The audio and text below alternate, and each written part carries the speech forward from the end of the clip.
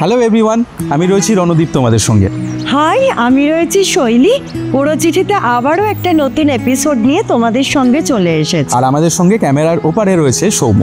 আর তোমরা যদি তোমাদের জীবনের ঘটনা হোক বা কাউকে মিস করছো বা কাউকে কিছু জানাতে চাও, তাহলে চিঠি লিখে পাঠিয়ে দাও পুরো চিঠি submit@gmail.com।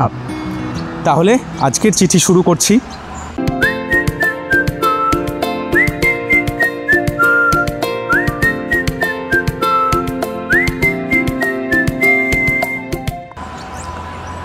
আজকে আমাদের চিঠি পাঠিয়েছে সুদীপ। দেখি সুদীপ কি বলে। হ্যাঁ, হ্যালো রণদীপদা এবং শৈলীদি। Hello, high. আমার নাম সুদীপ।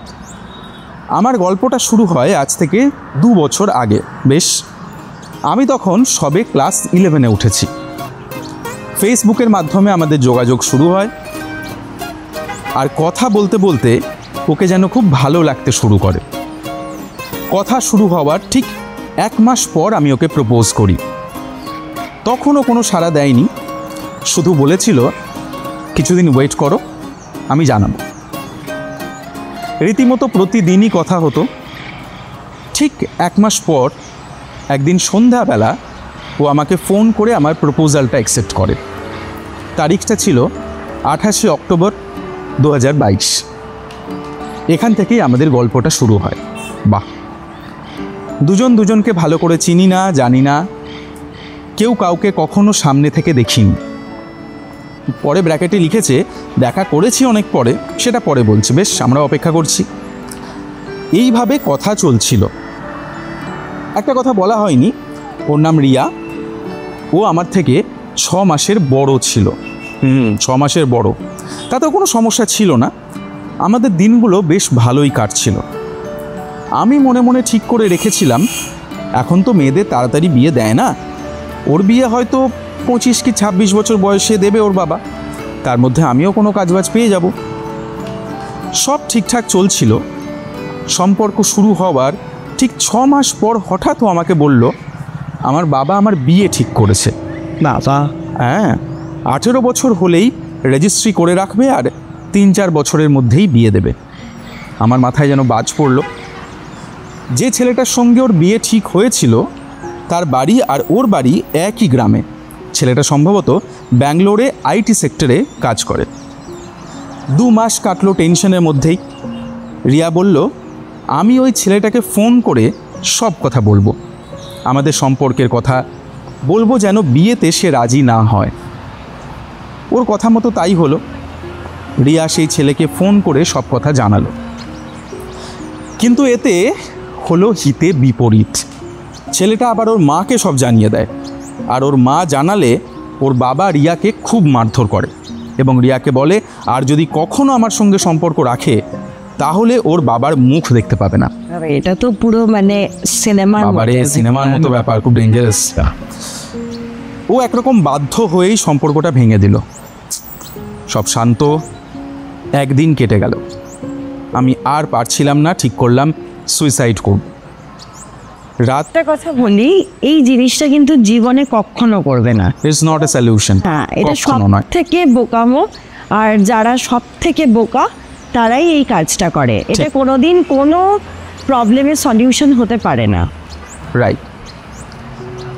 রাত তখন 12টা। বসে বসে কাঁদছি। হঠাৎ ওর SMS এলো। ও লিখেছে আমি তোমাকে ছেড়ে থাকতে পারছি না, চলো আবার সব নতুন করে শুরু করি, যা হবে দেখা যাবে, তবে আমি বিয়ে আটকাবই, তোমাকে যদি না পাই আমি মরে যাব। এরপর এরকম করে আরও 5 মাস কেটে গেল। আমার বাড়িতেও জানাজানি হয়ে গেল। সে কি প্রবলেম। মা বলল মেয়েটাকে অপেক্ষা করতে বল, তুই কোনো কাজ পেলে আমি তোর বাবার সঙ্গে কথা বলবো, নতুবা নয়। আমার বাড়ির সমস্যা মিটলো, আবার ওর বাড়িতে সমস্যা শুরু হলো। ওর বাবা মা জানতো আমাদের সম্পর্ক আছে।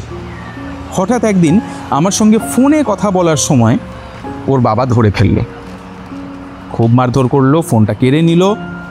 ও বুদ্ধি করে বলে যে ফোনটা নিও না, আমি আর সুদীপের সঙ্গে যোগাযোগ রাখবো না। Tension tension tension. আরও 6 মাস কেটে গেল। তবু আমরা এখনও কিন্তু দেখা করি। ও ও বলল চলো দেখা করি। ওর কথা মতো আমরা দেখা করলাম। তারিখ 16ই অক্টোবর 2023 সাল, দুর্গাপুজোর ঠিক 1 সপ্তাহ আগে। দুজনকে ভীষণ ভালো লেগেছিল। তারপর আর একবার, মানে মোট 2 বার দেখা করেছিলাম। মূলত লং ডিস্টেন্স রিলেশনশিপ হওয়ার কারণেই আমাদের দেখা কম হয়েছে।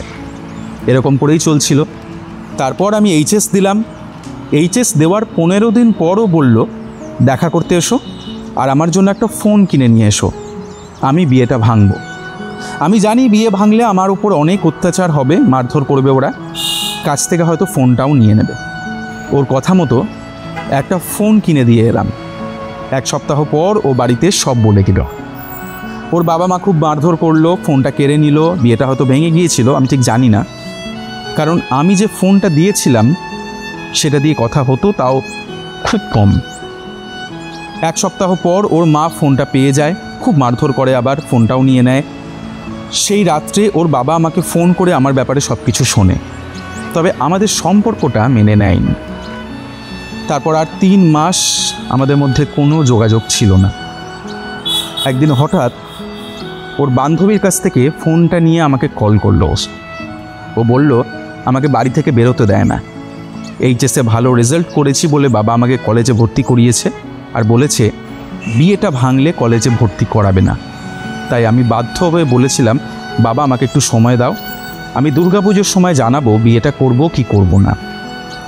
আমি কলেজে ভর্তি হয়েছি তোমার সঙ্গে কথা বলবো বলে, না হলে আমি এতদিনে বিয়েটা হয়তো ভেঙে দিতাম। এরকম করেই চলছে। কলেজে গেলে একটা বন্ধুর থেকে ফোন নিয়েও আমাকে কল করে। ও ওর বাবার কাছে দুর্গাপুজো পর্যন্ত সময় চেয়েছিল। দুর্গাপুজো এসে গেছে। আমার গল্প আপাতত এখানেই শেষ। কি হবে আমাদের আমি জানি না,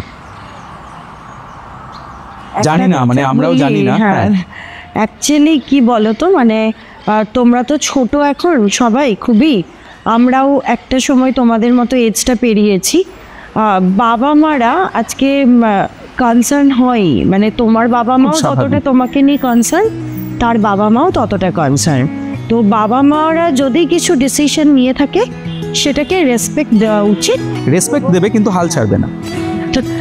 না, সেটা না, রেসপেক্ট দিয়ে তোমরা তারপর সেই ব্যাপারটাকে মিউচুয়ালি একটা আন্ডারস্ট্যান্ডিংয়ে আসবে। দুর্গাপুজো কেটে গেছে, পরে দুর্গাপুজো আসতে চললো। তোমাদের গল্পটা কতদূর এগোলো সেটা কিন্তু আরেকটা চিঠিতে আমাদের জানিয়ে দাও। হলো আরেকটা চিঠি পাঠিয়ে কিন্তু জানিয়ে দাও। আমি আশা করি আমাদের যারা দর্শক রয়েছে তারাও কিন্তু অপেক্ষা করে রয়েছে একদম, যে সুদীপ আর রিয়ার গল্পটা ঠিক কতদূর এগোলো।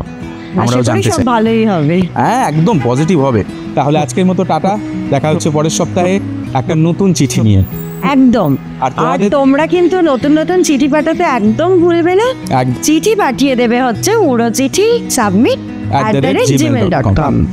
আমরা অপেক্ষা করে আছি তোমার মেলের জন্য, আর মেল আইডিটা নিচে ডেসক্রিপশন বক্সে দেওয়া থাকবে, ওখান থেকে খুঁজে নিও, পাঠিয়ে দাও চিঠি, পড়তে থাকবো আমরা। টাটা।